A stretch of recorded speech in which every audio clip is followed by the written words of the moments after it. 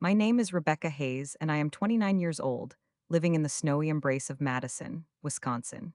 People often say I am the type of woman who can laugh at just about anything, spin an awkward moment into a funny story, and keep her life as orderly as the neat notebooks I am obsessed with. What people do not see, beneath all that, is how deeply I value honesty and respect. I grew up going to church, believing in doing the right thing, thinking that if I worked hard and treated others well, things would work out for me.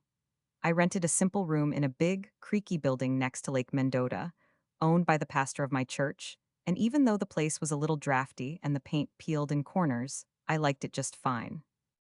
There were 6 of us living there, all good, regular people who paid our rent on time, said good morning in the kitchen, and put labels on our food in the refrigerator. I'll never forget the day the first leak started.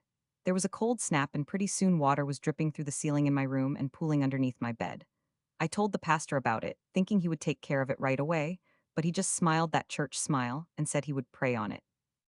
Weeks passed and more problems cropped up. The pipes rattled, the windows froze shut, and the other tenants started leaving sticky notes on the front door asking for help. Every time one of us tried to talk to the pastor, he gave another sermon about patience or just plain ignored us.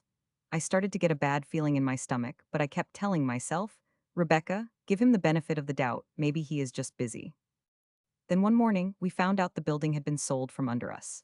The new owner was nice enough, but when I went to collect my $350 safety deposit, I got an email from the pastor saying he would not be returning the deposits due to extensive wear and tear. He sent the same email to every tenant. Extensive wear and tear? I laughed out loud in disbelief. The man had never fixed a thing, not a single leak, crack, or wobbly floorboard. My money was gone. The others were hit just as hard. Most shrugged it off, but I knew, deep down, he had stolen from all of us. People he'd watched shake hands in the church lobby every Sunday. I tried for a while to handle things the normal way. I emailed, I called. I even suggested we all go to small claims court together, but the pastor sent chilly replies, all about how busy he was, about not wanting to tarnish the family of faith, and I saw most of my former housemates just wanted to move on. I started to lose sleep over it. Not just the money, but the bitter taste of betrayal sitting in my throat, the feeling that someone I respected had seen me as nothing more than another envelope of cash to pocket. That was when I realized if I could not get my money back, maybe I could get something better. I quit his church, quietly, calmly. I joined the only thing I could think of that would make a point he could not ignore, the Satanic Temple. I am not a devil worshipper, not even an atheist, but something about the idea of turning so sharply away from the world he thought he could control gave me a steady kind of satisfaction. I went online and found a black t-shirt with a big gray goat's head in red letters and ordered it, feeling a strange thrill when it arrived. I waited for the first Sunday like a kid with a plan. That morning, I showed up at the church he liked to call his own, wearing my new shirt out in the open. The doors shone with stained glass, but I was a hurricane walking in the sunshine. As he stepped out of his car, I squared my shoulders and strolled slowly by him, eyes locked on his face, not saying a word. The look on his face told me everything. He went pale, then red, then tried to laugh it off, but I could see the storm behind his eyes. I did this every Sunday for weeks.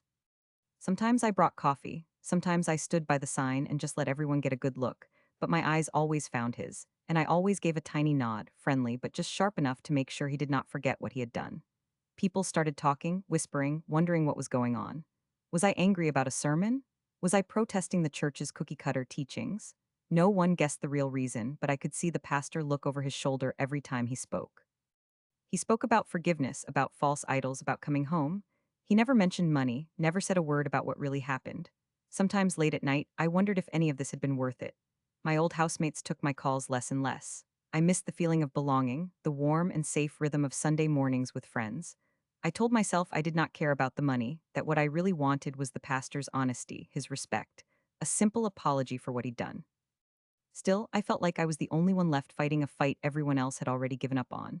I worried I was hurting myself more than I was hurting him. One Sunday I decided it would be my last. I got there early, stood by the big front doors as the sun was just crawling over the frozen lake. I watched the pastor get out of his car, head down, walking slower than usual, looking tired.